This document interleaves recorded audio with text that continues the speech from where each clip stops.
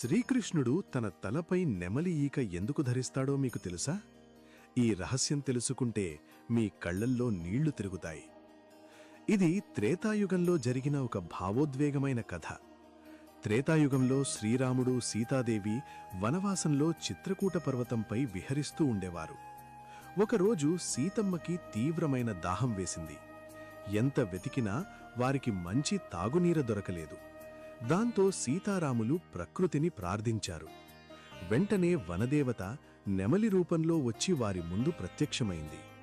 ఇక్కడికి దగ్గర్లోనే ఒక సరస్సు ఉంది, నా వెంటరండి, నేను దారి చూపిస్తాను అని చెప్పింది. నెమలి వేగంగా ముందుకు వెళ్లడం ప్రారంభించింది. సీతారాములు దాని వెంట నడవడం ప్రారంభించారు.